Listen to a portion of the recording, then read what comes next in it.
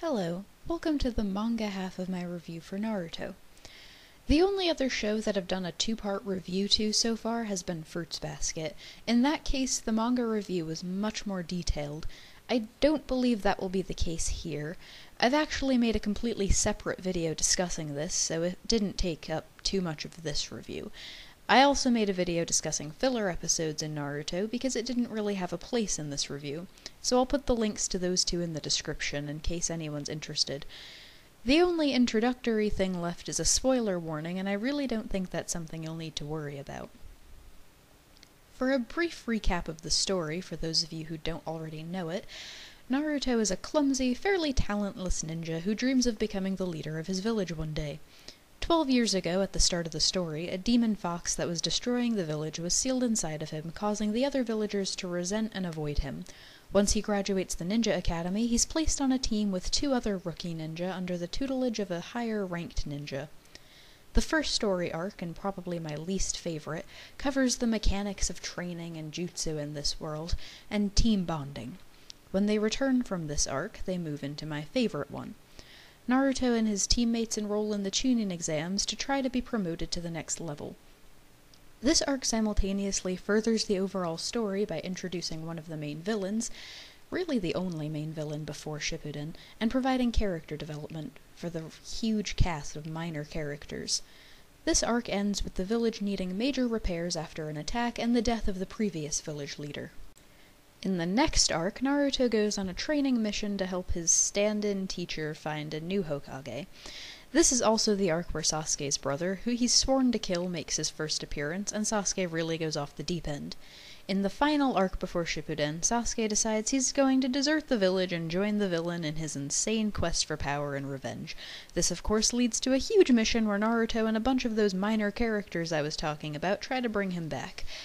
This led to some more character development, but ultimately they fail and Sasuke does leave. After this, there are actually a couple seasons of pure filler episodes before we get back to the plot. In the last episode before Shippuden, Naruto is preparing to leave for another training journey, cue the time skip, and he resolves to not giving up on Sasuke and still having every intention to bring him back one day. Looking back, that recap managed to be both painfully vague and spoiler-filled. So, moving on to things that revolve strictly around the fact that this is a manga review. I'm one of those people who feels like the book is always better than the movie, but I don't feel like that's the case here. Not just for Naruto, but for most shonen shows.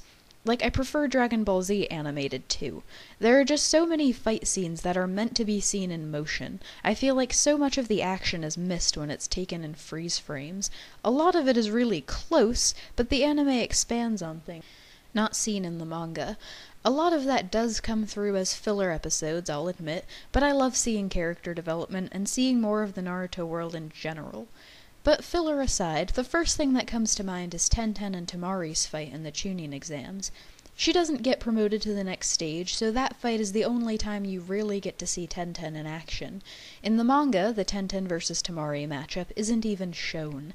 It shows the two walking down to the arena, cut to Sakura's conversation with Ino after their battle, cut back to see that Tenten has already lost.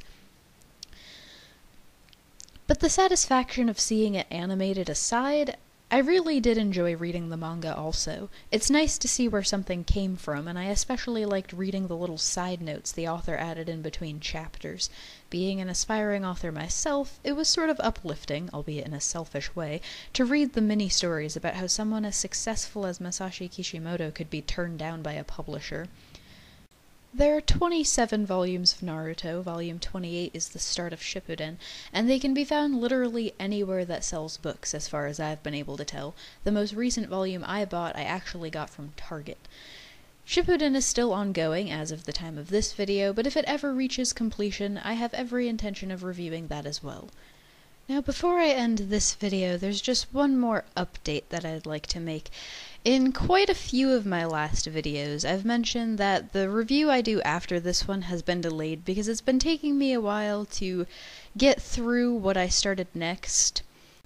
What I had intended to review next was Horizon in the Middle of Nowhere, and I'm not particularly proud of this, but I will admit that I have given up on it, at least for now. I hate to discontinue an anime, even if it's one that I don't really like, but I just couldn't find the motivation to continue it. This part is just an assumption, but there is a huge cast of characters that I doubt they would be able to sufficiently develop all of them, even with 26 episodes. But from what I did see, well, for one, the English dub was pretty terrible. I then tried to watch it in Japanese, so the episodes I've seen, I saw both of them twice to give it a chance in both languages, which usually isn't something I do. The sad thing is, the Japanese didn't seem that much better. The English dub was actually a pretty close imitation, so it would have been pretty difficult to listen to in either language.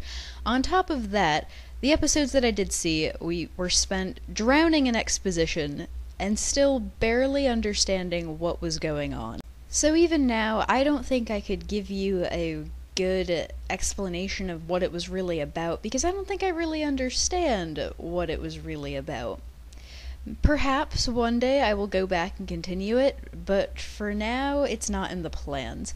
Usually after I put up my own review, I then like to see other people's reviews, which is not something that I have gotten around to yet, but before I started the series, I was reading reviews of it online. A bunch of people were really excited that they were hopeful that a season 3 was going to be made, so everything I saw there was really positive.